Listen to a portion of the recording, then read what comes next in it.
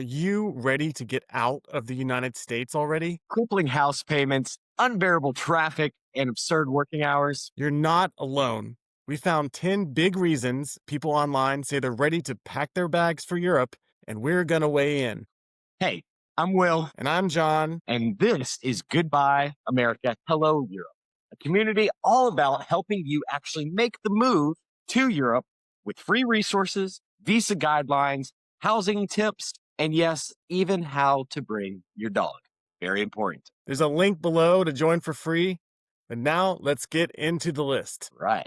So most of these lists that you're going to see online are going to save number one for last, but we're not like that. We're going to go ahead and start this whole thing with the big number one reason why people, according to the internet, and the internet's always right, want to move to Europe. John, what's number one? Number one, healthcare affordability and quality. Man, well, that's not something that I've run into yet, but I understand that this is a massively crippling issue for a lot of people within the United States, especially if you have families or any kind of pre-existing condition. The prices that you're paying each month for medication, it's a broken Crazy. system. It's the reason why the government almost shuts down every single year. And it's been something that every politician has run on the platform of resolving this, and it never seems to get done. Oh.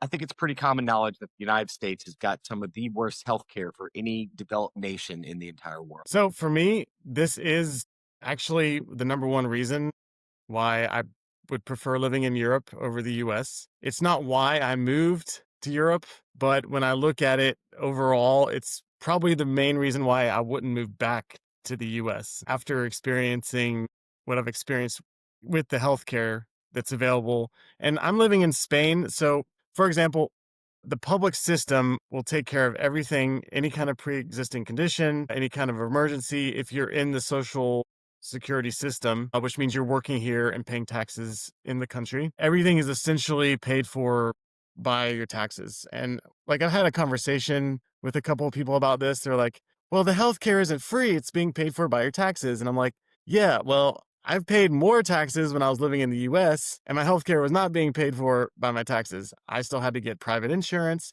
I still had to pay crazy copays, and I paid a fortune in my medication in the US for my diabetes. And in Spain, I think I paid like a stipend of $4 for my monthly supply of diabetic medications, Man, which was costing me almost $1,000 a month in the US, plus the insurance. This is something that's particular to Spain. I don't know if how that is in Portugal, because you're in Portugal, but maybe you know more about it than I would. well, that's something that I was thinking about this list when I first read through it. I was like, man, we could dive into any one of these topics and really do a longer format comparison between the two, because there's a lot to say about each one of these that we're going to And go we through. probably will do that. I think that's a great idea. Yeah. Yeah. Mhm. Yeah. So stay tuned. There's more coming in the future on each one of these. If you want to learn more about them and more general, specific information, right now we're just going to try and keep it a top level.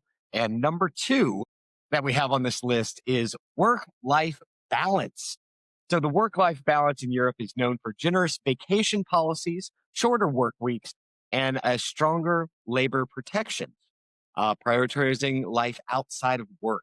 Wow, man, that one's huge. What do you think, John? So we just found out we're the only country, and I think we're referring to the US, without a mandatory paid vacation. And then when you're in Europe, everyone's taking August off, the whole month. This is something that I couldn't really understand for a long time, was how people can take a whole month off. And I'm not talking about, I mean, it's literally the whole continent. I mean, people in Germany have the whole month off. Yeah. People in Sweden have a whole month off, and especially in the Southern Europe where they don't like to work anyway. I'm just kidding. But everyone's going to take that whole month off. And then Google Maps will say this restaurant's open, this store is open, but actually it's not. They're just gone on vacation. Yeah, I've run into that where I had to get something printed at a print shop, and I went across town only to find that, yeah, the print shop was completely closed down for the entire month of August. Nobody warned me about this before I came here. I was really that American.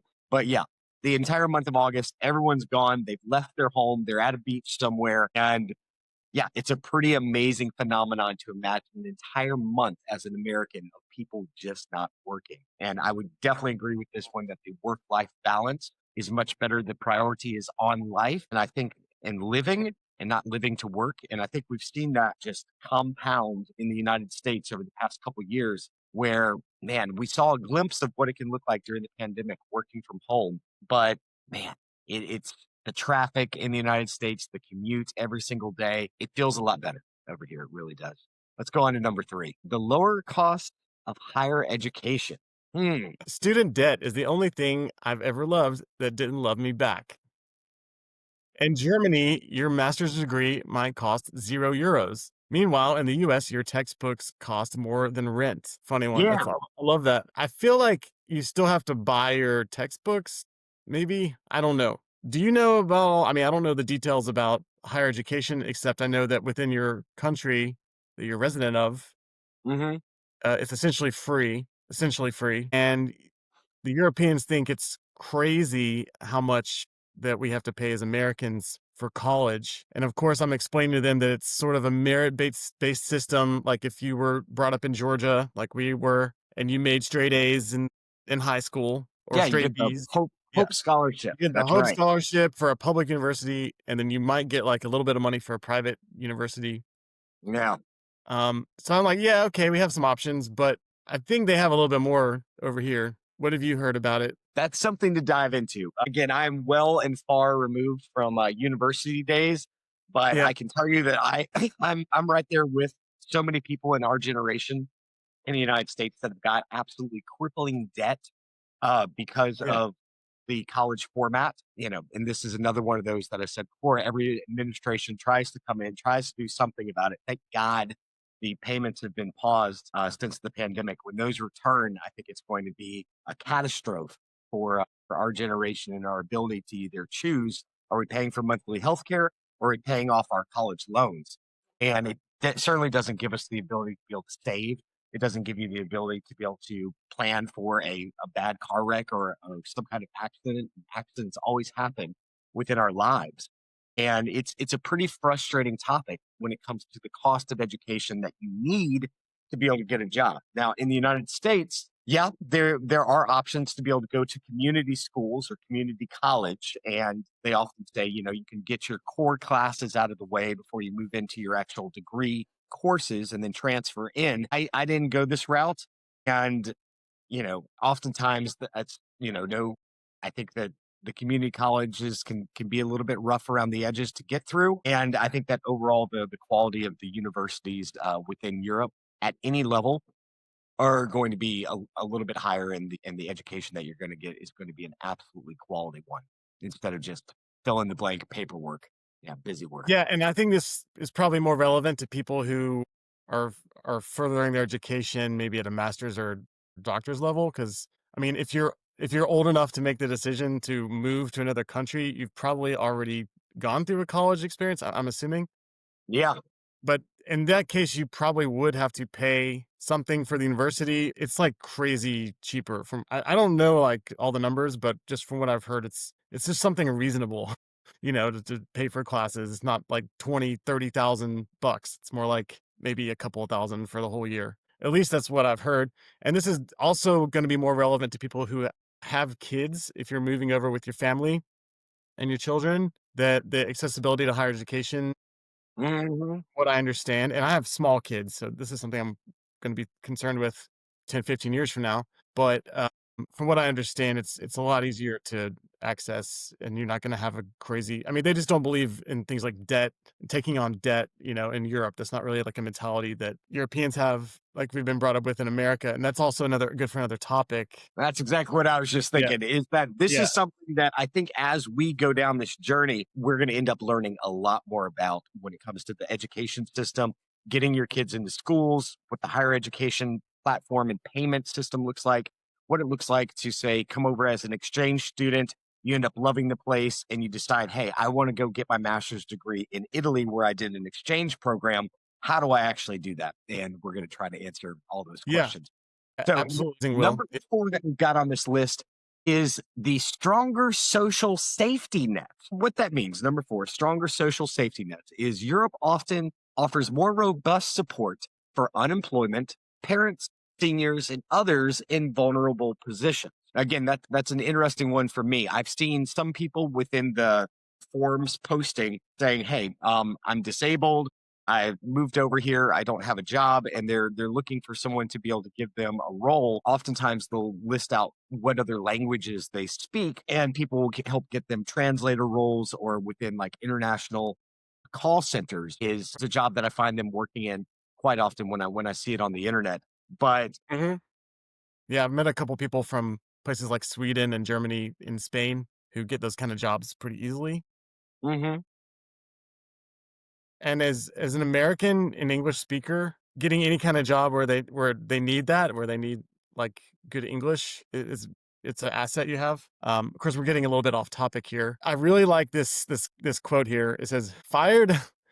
They say, "Okay, here's money and a vacation while we help you find a new job." I mean, I feel like, okay, we're exaggerating, but actually not that much. I mean, from what I've heard, I've not been in that position, is that in America, you get a company laptop sticker and expired pizza coupon. Okay. So I only know it from examples. For example, in Switzerland, if you lose your job, you're not going to be allowed to not have a job for very long. They're going to find you one. The unemployment rate in Switzerland is like zero. So you're sort of Whoa. obligated to get a job. And if you're not actively looking for one, if you're like, hey, I'm just not looking for one, they will find you a job that will support your lifestyle. So I guess Woo. depending on the country, maybe it's like that in Germany or maybe some other Northern European countries. It's not quite the same in Spain, although the unemployment, the parental time off payment, like parental leave, social security, it's something that people, I would say that they kind of, they're used to and they're used to utilizing it and it helps them quite a bit more than what I understand from the United States. Yeah. Parental leave in the United States, you have the baby and then they want you back in the office the following week. And it Yeah. is just an absolutely absurd system in that regard. I got 60%. I got like 60% of my salary for 8 weeks when my son was born. Well, I'm Yeah. sure going through labor was really difficult for you, John. Yeah. Yeah. What? You got 6 weeks or eight? What? No, it You was like got 8 weeks. weeks of salary? I think it was like something like 6 weeks or 8 weeks Wow. of 60% salary. And yeah, And you're the guy. right. You're right. Okay, I think we can go ahead and close this topic out. Yes, we agree that there are stronger social safety nets. Number 5, less extreme political polarization. Okay, this is a hot one, right? United States very politically polarized right now with how everyone feels about the president, and it feels like it's just getting worse year after year, candidate after candidate. Man, when was the last time in our lifetime where it felt like people were just okay with whoever won? Like the Gulf War? Like George Mhm. Bush 1 or 2? Like, I don't feel Yeah, like people it were was at really least 20 that years upset. ago. Yeah. It was at least 20 years ago. I like this one. In the US, it feels like your political views decide whether you're invited to Thanksgiving. This is not a joke. It's like everyone's dealing with this in the US. I did make a note about this political division. So feel like there's just more of a homogeny of idealism or thinking when it comes to politics and culture and lifestyle within each country. And everyone in, at least in Spain, they tend to be more liberal, left leaning, laissez faire, as we say. And that's a French term for just kind of Live and let live. they have a live, let live mentality. And it is like a sort of socialist, I think is a democratic socialism system in Spain, which has its good and bad things. So, but in most cases, I feel like it's been really good in Spain. Very happy with how it works. I'm not sure if that could work in the US, to be honest. I think the country is pretty big. European countries are smaller, have, Yeah. yeah.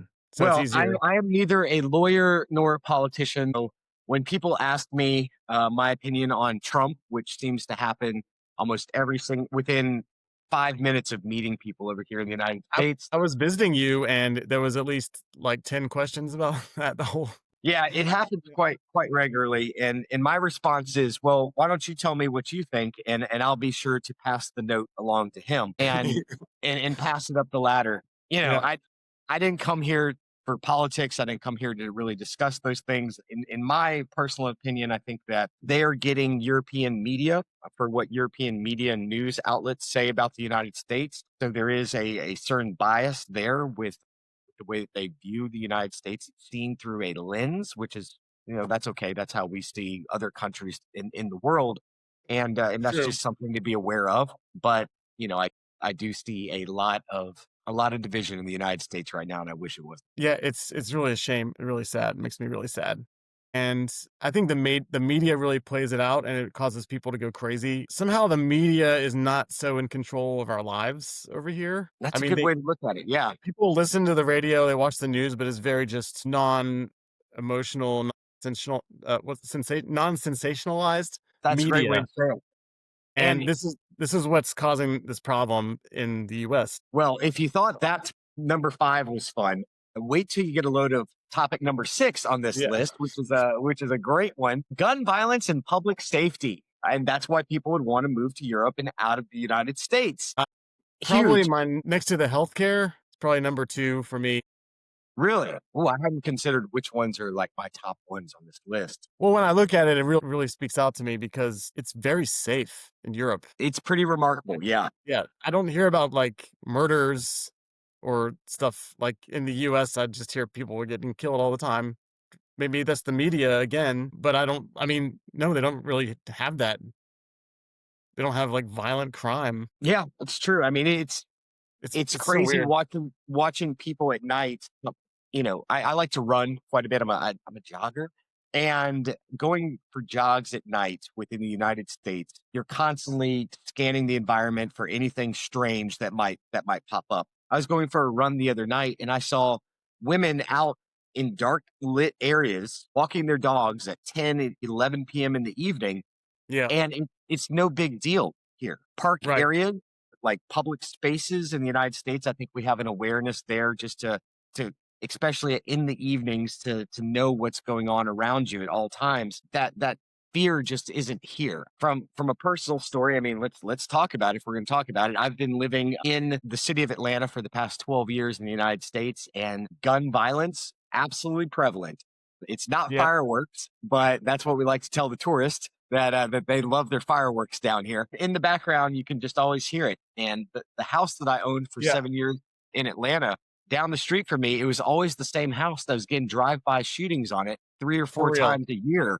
Yeah, This and and Savannah's a and crazy place. beautiful screaming in Yeah, the street, and so I mean, that yeah, it's people just don't shoot each other here. I mean, it's just like it just doesn't happen. Another part of it is I have kids here, small kids, and my mom came to visit, and she brought some. You remember the Berenstain Bears yeah, of books, course. Berenstain Bears cartoons? She brought a whole bunch of these old Berenstain Bears books, and one of the books that she brought was "Don't Talk to Strangers," and I realized that talking to strangers in Spain is like something that you sort of encourage your kids to do because people on the street are super friendly.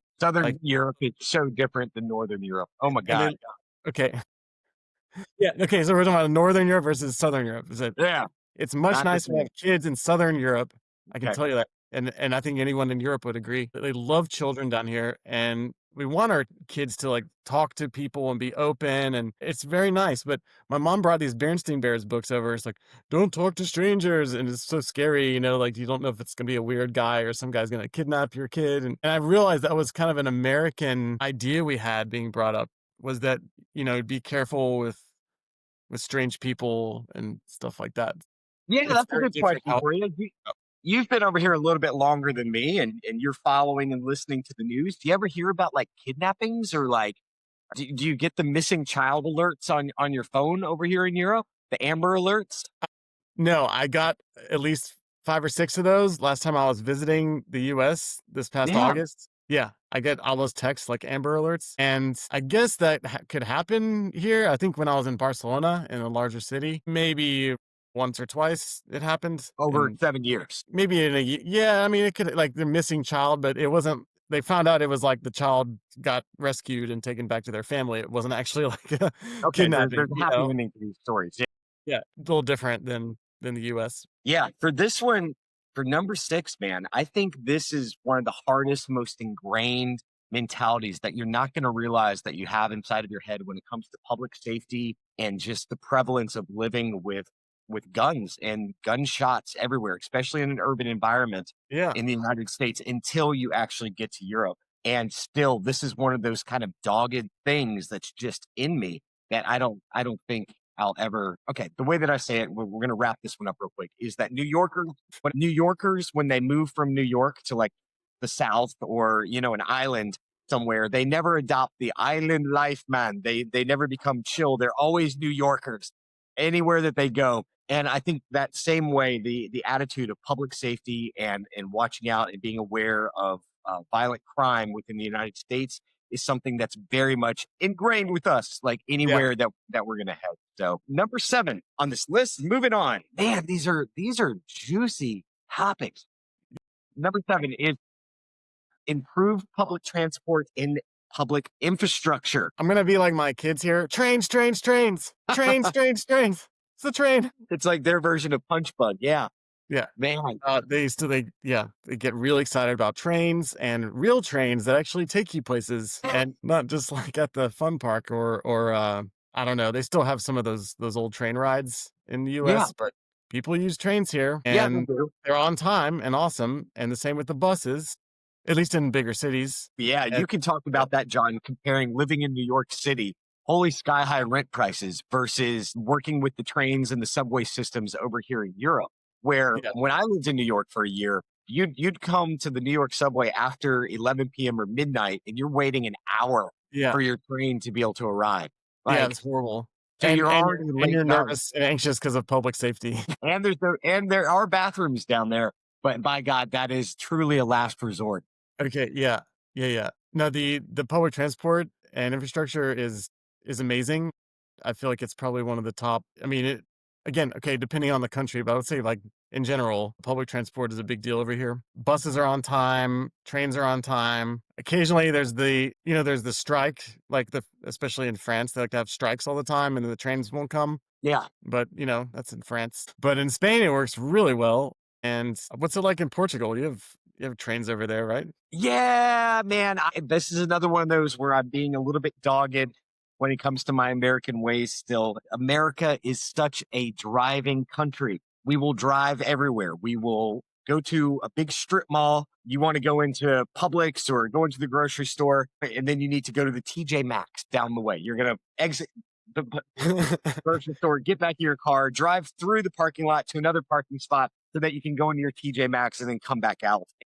It's essential. The driving in the United States and the traffic has gotten so bad that in 2016, I sat there and I did the math and I realized that I was commuting an hour at least each way uh, per day. So that's 2 hours in the car of my life per day um, to go sit in front of a computer and do a job that most people have no idea what it is that I actually do from my 9 to 5. And so over the course of a week, that's 10 hours, 4 weeks a month. Now we're at 40 hours a month sitting in a car and commuting. That's an entire working week worth of hours that I had given up to just commuting that I wasn't being paid for, that I was paying gas, it was costing me Yeah. so much that I pulled the plug and went fully remote back in 2016. I'm a pre-pandemic offsite worker Yeah. because of traffic, not because of a global pandemic. I think traffic is the real global pandemic.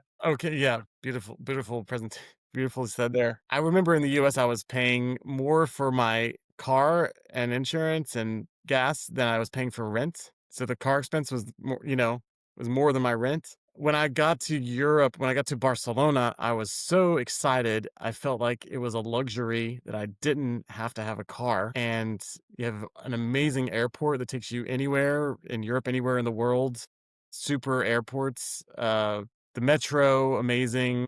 The buses and they have taxis. They have like more taxis than they have riders in the taxi. And that's probably particular and special for Barcelona or most larger cities in Europe. I know where you're at. You have amazing Ubers. You have Our Ubers are amazing dog Ubers. poop. They really are. In Germany, they are not. The Uber, they have a transportation tax on the ride shares there. Mhm.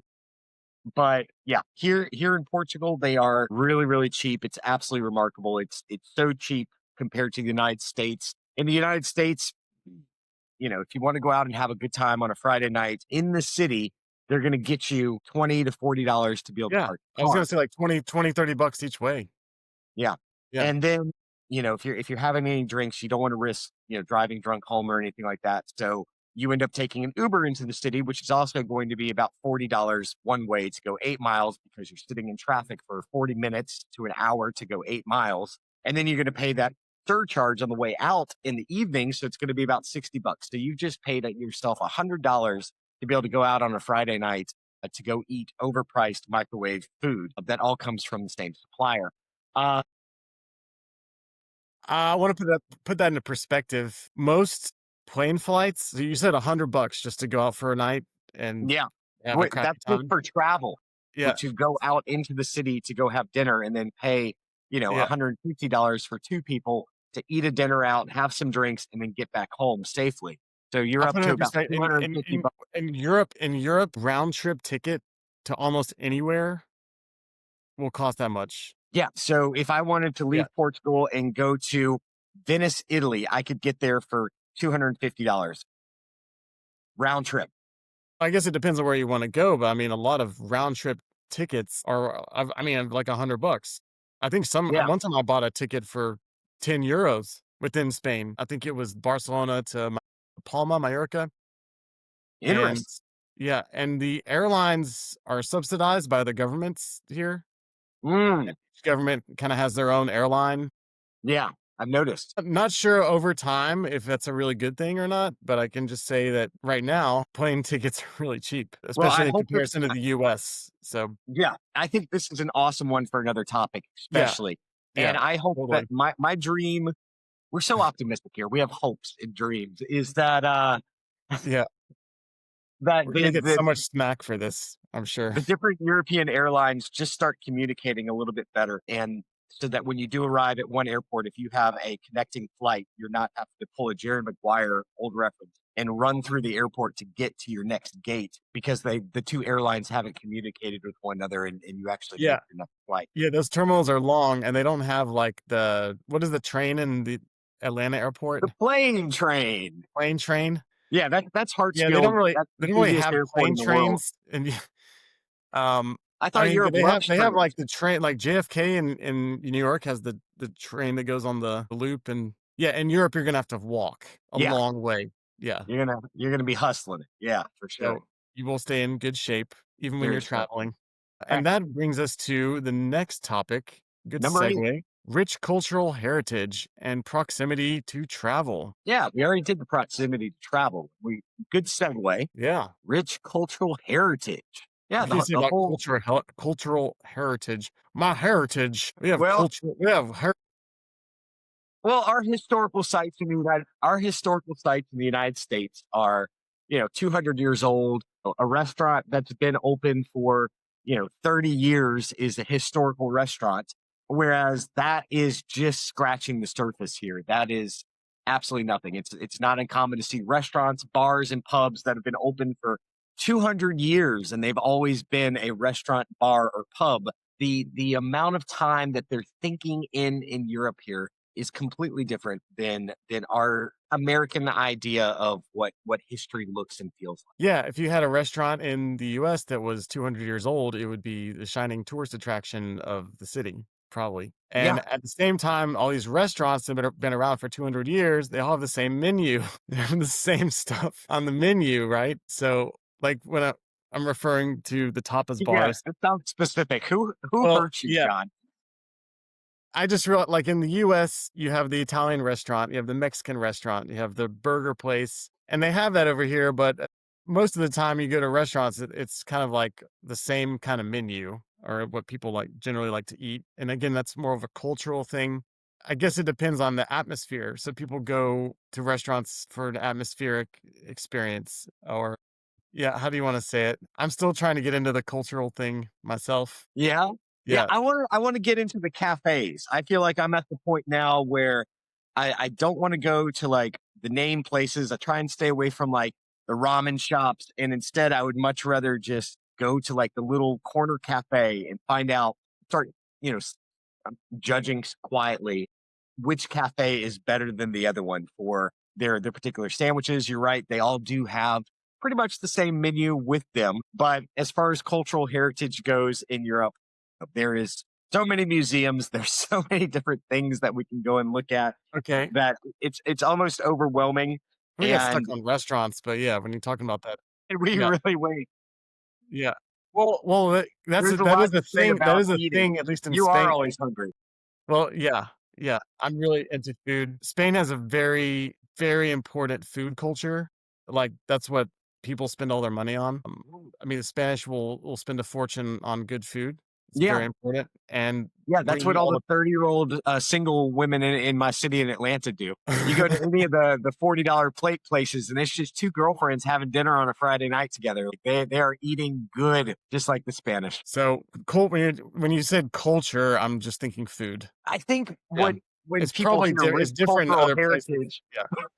you need Yeah. to eat Well, some food or in something. England, which is not part of Europe anymore, they have, like, what, fish and chips. In Switzerland, they have the raclette You're going fondue. all the way down the hole on the food. We can't get you off the Eh food. John, they have yeah. the Parthenon. They have, amazing Yeah. statues in public like parks and museums, but they have fish and But chips. if you're living there, you're like if you're living there, like, "I'll go see it someday," or you live across the street from the Colosseum, you're like, "Yeah, I've been here 5 years and, maybe I'll it's there, I'll see it when I want, but I'm gonna try out this amazing cafe or this amazing" you know, John, we're starting a sister channel where you just talk about food in Europe and yeah. get all your thoughts out.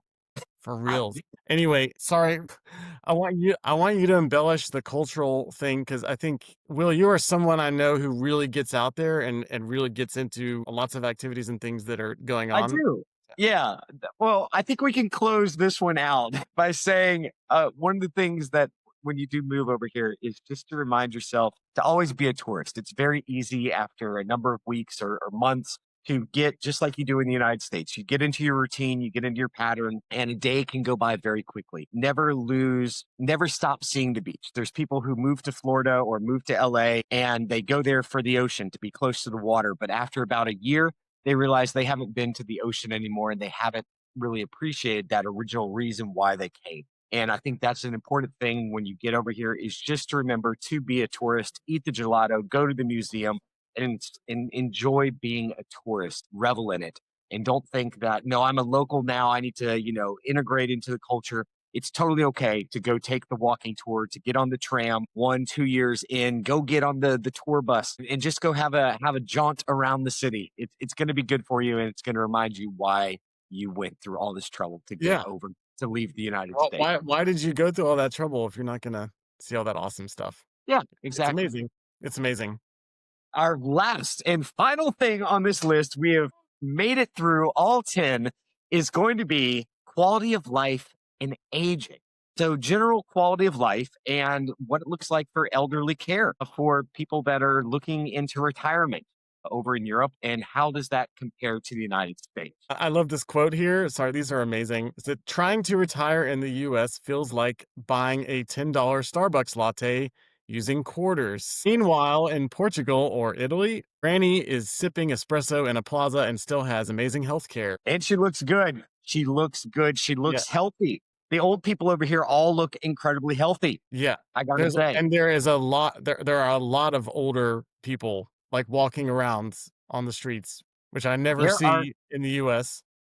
I There's mean, a some lot of yeah. good-looking older women over here, John. Okay. Man, I know I can't help it. We're I'm talking about the looking around and centennials, right? Just they're the dressed so centennials. el they're dressed so elegantly and they carry themselves with such, like, demure, like, attitude that I'm just like, Yeah. Well, "Man, I think people are really social. They like to be very social, and yeah, they come out and meet in the town square and mhm, talk and do things. And this, they've done research that said this social aspect increases the livelihood, like their life expectancy.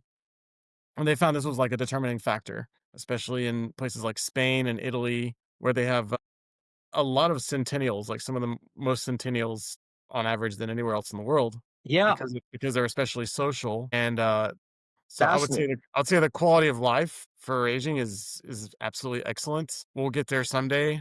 Hopefully, will it can Yeah, speak your I mean, experience. yeah, I'm very thankful that I was able to get over here before, you know, sort of working my entire life and then getting a few years of retirement within Europe to finally be able to enjoy my time. I think there is an epidemic within the United States of the boomers, the boomer generation who has not been able to retire. For example, my mother is 70 plus years old and she's still working. And work is what defines her. She doesn't know how to not be working. She's tried to retire several times. She'll make it 3 months and then she's feels like, oh, well, I need to do something with myself. I'm just sitting in the house. I don't know what to do. And then she goes back to work. And what we're describing here with the social aspect is that if if you are older, you have the opportunity to interact with other people. You're actually going to make friends.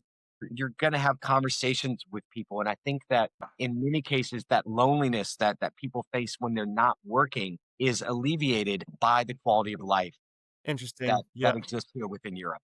So that would be my recommendation. I try to get my mom to come visit all the time. Your mom comes and visits, and she seems to like it. She keeps coming back. So, Yeah. Yeah, yeah. Well, she's here to visit her grandkids. So, oh yeah, and her favorite son, right? yeah. Yeah, my mom is not coming to visit me anytime. She hates flying. She's not a big fan Well, of it. But it's a hard trip. I give it to my mom that she makes it's a difficult trip. So, if you can manage to do it, I recommend doing it. yeah. So that completes our top 10 list. And to be able to learn some more information about what it is that we're doing with Goodbye America, Hello Europe, you can look at the link down below, right next to that like and subscribe button. And if you come to our platform, you're going to get all kinds of other helpful tips and articles and great information about how to be able to really make the jump from America over to Europe when it comes to your visas, when it comes to travel costs, when it comes to healthcare, and more tips on how to get your dog there with you. And getting your dog over. And what I want to add to that is by joining the community, you're not only getting those resources, you're getting interaction with people who have done this and are doing it and know how to do it. It's going to make it that much easier for you to get over the pond. Yeah, it's a digital town square for people that have Yeah. made it out of the United States. Hope this was useful. Great chatting with you today, John. Until Yeah, next you time. too. Well, as always. Peace. Yeah. Goodbye, America. Adios. Say it.